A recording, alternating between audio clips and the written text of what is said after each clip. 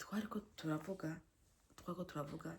tuvuga ukuntu abantu bashobora kuba bari mu ishengero rimwe ariko ugasanga harimwo abana b'abantu n'abana b'Imana.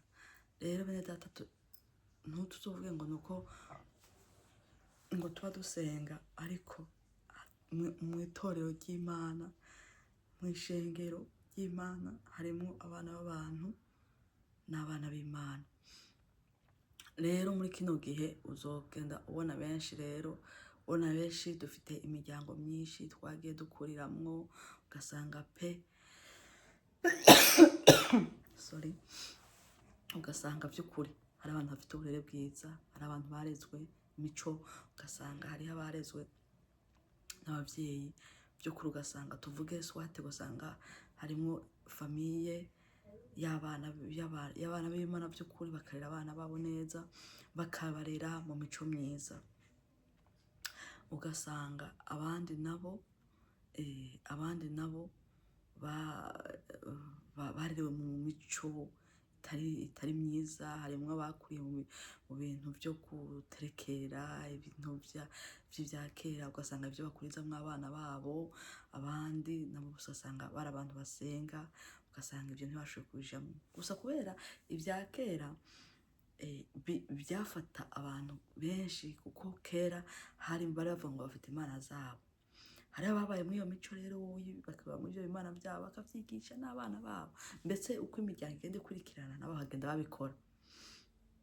Ariko harimwo abo usanga hageze igihe barakuze bakamenya ijambo ry'Imana, bagakizwa bakabivamwo abo, n'abandi usanga babikuriyemwo bakavyigisha n'abana babo uko imiryango igenda ikurikirana. Rero muri ico gihe ugasanga rero benshi harimwo abavuze ngo baje gukizwa ariko batakijijwe, ugasanga baje bazanye bya bintu byabo. Nico gituma benshi uzosanga harimwo bakijijwe, ugasanga ariko baguma baja mu bapfumu, bagenda mu bigirwamana, abandi nabo ugasanga harimwo bakijijwe by'ukuri bakabivamwo. Rero muri ico gihe abantu bazoguma bahura, ugasanga bamwe ari abana b'Imana n'abandi ari abana b'abantu, kuko bamwe bazoguma bakora ivyo bakorana kera. Rero bene data muri kino gihe rero niyo mpamvu turiko turavugana ngo mu ishengero ry'Imana harimwo abana b'abantu n'abana b'Imana. Hakaba uwo n'umuce wa kabiri, hakaba n'uwundi muce wa gatatu. Umuce wa gatatu n'abantu b'Imana, abana b'Imana babaye n'abana b'abantu. Abana b'abantu n'abaki? Turazi neza ko muri kino gihe hari igihe Imana Satani yagambana mu ijuru, hakabaho Imana igakorora Satani n'abamarayika bari bamushigikiye, hakabaho n'abandi bari bahagaze batari bafite aho bahagaze. Turazi rero muri kino gihe, turazi yuko abadayimoni bagendagenda ku isi bambaye ishusho ry'abantu katari abantu. Muri kino gihe rero bene data, niyo mpamvu dukwiye gusenga tutisengesheje, kandi tugasengera muri mwemu igihe cyose, nubwo kenshi usanga bigorana, ariko umuntu akagerageza, kuko igihe cyose dusengera mu ntege nke, igihe cyose dusengera twuzuye ivyaha, igihe cyose no gusenga cyane dukiranutse, ukagwana no gukiranuka, kuko muri kino gihe ni igihe kitoroshe. Kuko ibi byose ubisobanukiwe, ukugura amatwi y'umwuka ugatahura, uzobibona. Ugasanga rero hariho abadayimoni biyambika ishusho ry'umuntu ariko ari umudayimoni. Uti gute? Kuko Satani afite gahunda ziwe. Abadayimoni bagendagenda ku isi, bakagenda bambaye amashusho y'abantu kandi atari abantu. Bene teka ndababwiza ukuri, umuntu usuye tubona inyuma ariko umuntu w'indani iki ni kibiribiri cy'inyuma ariko umuntu n'uw'indani. Rero muri kino gihe wowe uzogenda uhura n'umuntu w'inyuma igihe utaramara amina, igihe utaramara gusobanukirwa ngo utahure neza ngo wuzure mpwemu yera agendane nawe agenda gusobanurira. Burya mwe data waraba mu kazi mukorana, ukora n'abana b'abantu, ndababwiza ukuri, ukora n'abana b'abantu.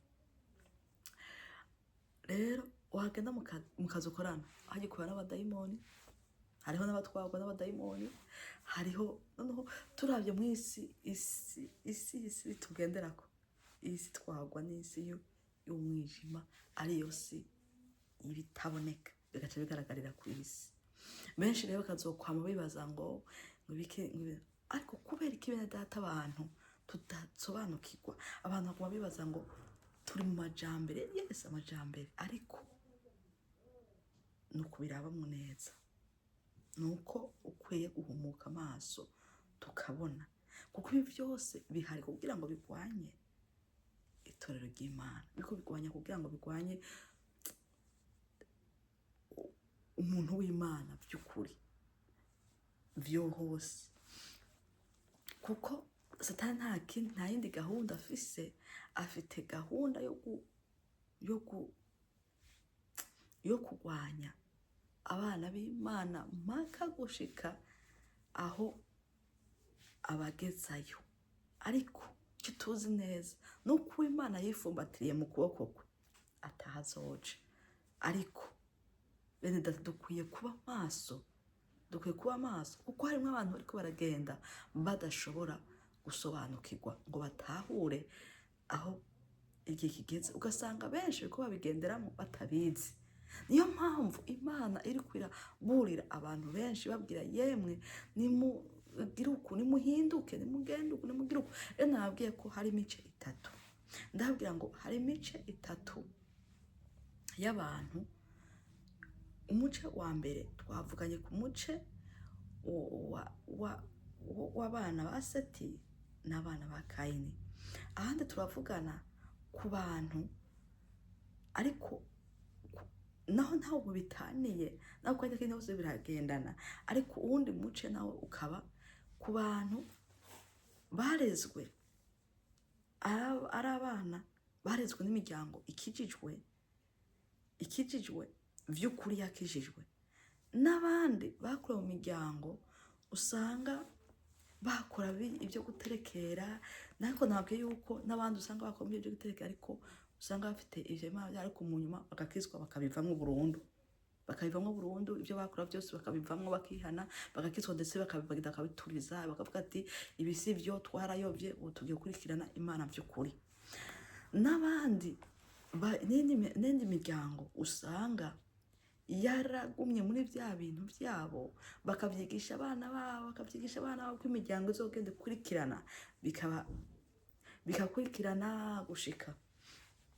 N'abandi abo rero nibo bana b'abantu, abandi b'Imana bakijijwe n'abana b'Imana. Aho rero ugasha usanga abandi niko ndiko ndababwira, ariho ngaha tuvuga ngo Uhoraho aravuga ati mpwemu wanje ntazokwama ayinyura n'umuntu ibihe byose, kuko ari uw'inyama gusa. Nuko rero iminsi yiwe izoba imyaka 120. Muri ico gihe rero Imana irashavura, iravuga ngo kuko iguma ituburira kenshi, ikatuburira kenshi ntumve. Niko no mu bindi bihe yagumye iburira abantu benshi ntibumve.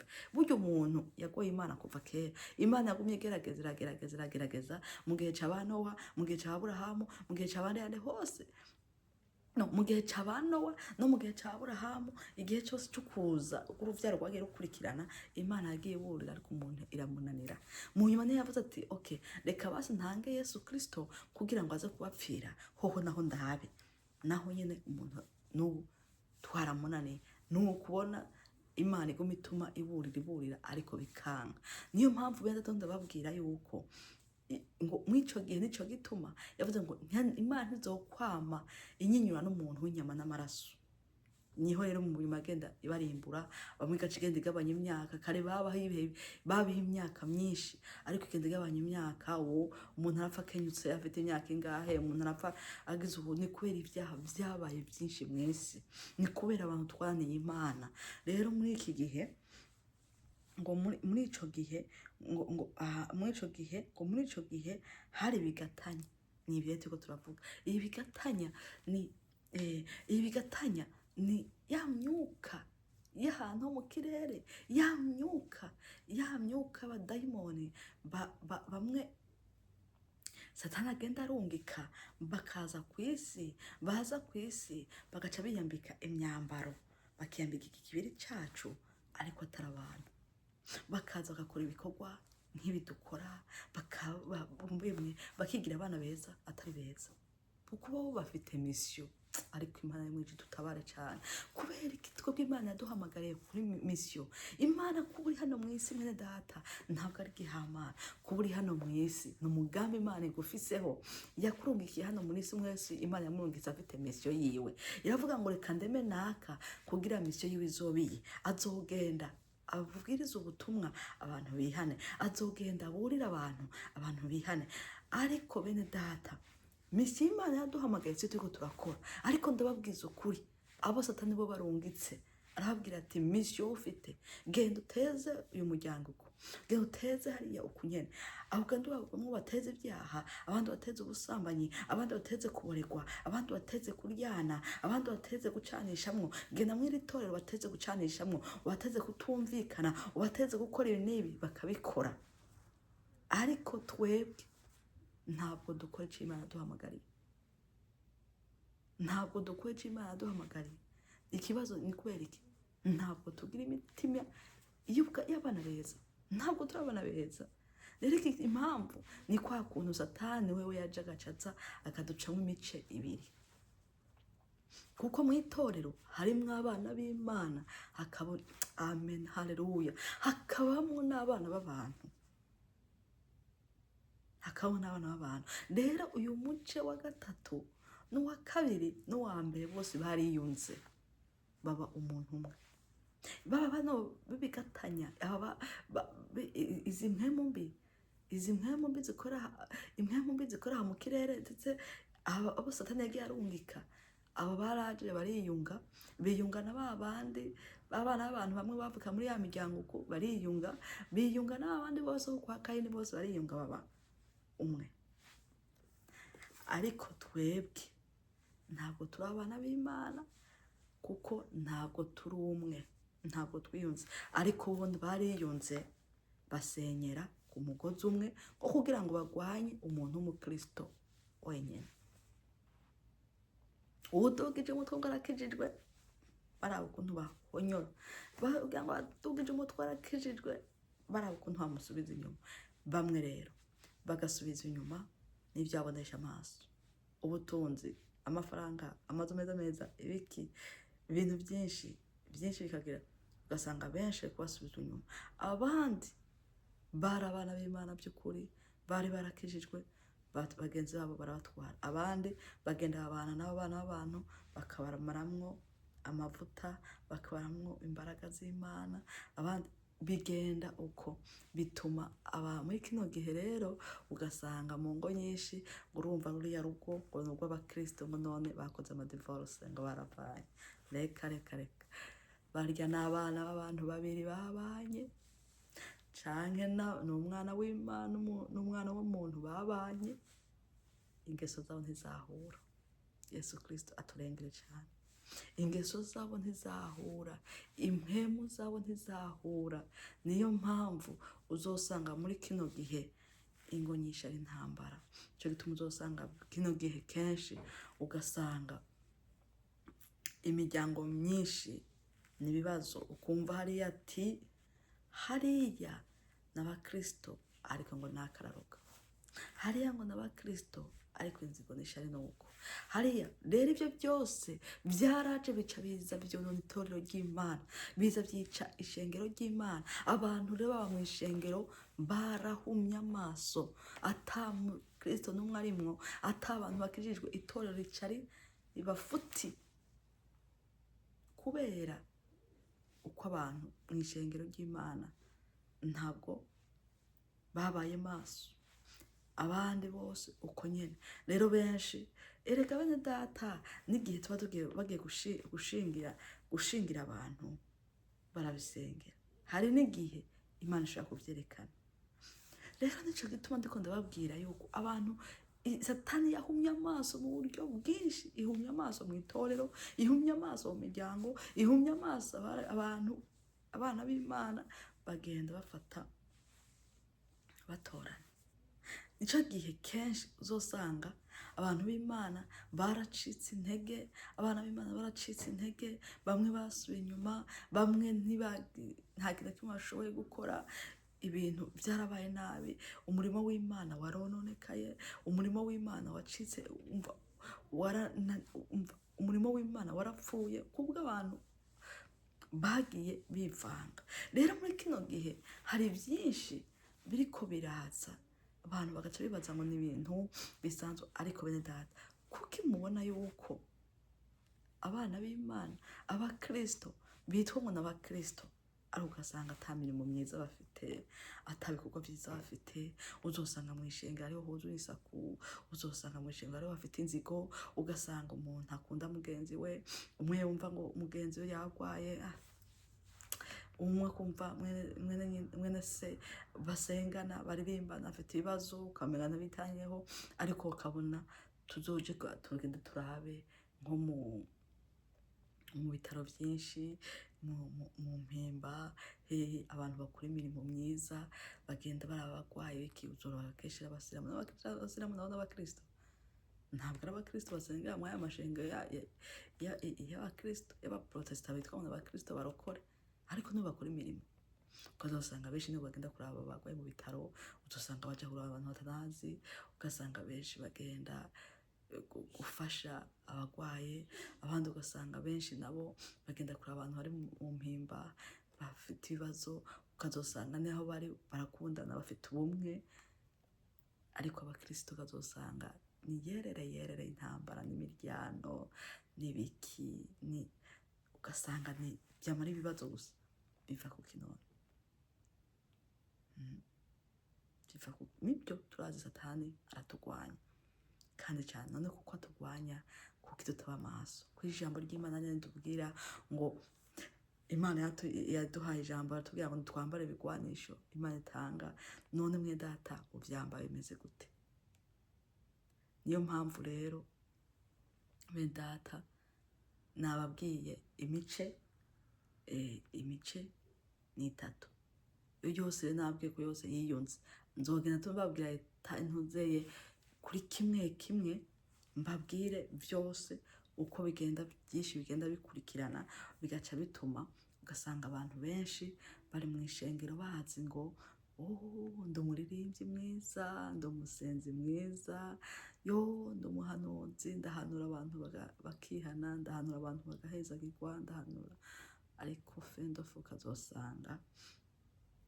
ukazosanga kuri wa munsi bayabwiye ngo sinari nkuzi, kandi mweda twarakoze imirimo, warafashije abagowe, warakoze ibintu byitwa pe kubona ko ari byiza, ariko ukazosanga byabaye impfa gusa. Ni kubera iki?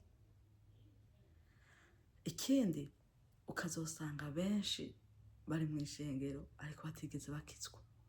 Ibyo byose tuzogera tubabwira kimwe impamvu. Rero muze tubane bino biganiro, kandi azi ko tuzogera dufashwa cyane, kandi azi ndababwiza ukuri bene data ko benshi bazobikiriramo nimwabivyitaho mukatuka abana. Kandi ariko mushire kumwete muheze video, tuzangerageza gukora video ntonto kugira ngo ntizishobe kubarambira, bwamushe kuzumva. Nubwo usanga bigoye, babigora kuko babigora cyane. Reka tuzadushishikara tuvugana Yesu Kristo abamugisha. Turagushimira Imana ko uri Imana ikomeye kandi uri Imana ihambaye. Turagushimira imigabo n'imigambi myiza udufitiye, turashata wahaye na mujura mwese, urera kandi uragororotse. Cyubahiro ni cyawe iteka, dusenze twizeye mu izina ry'Umwami wacu Yesu Kristo. Amen.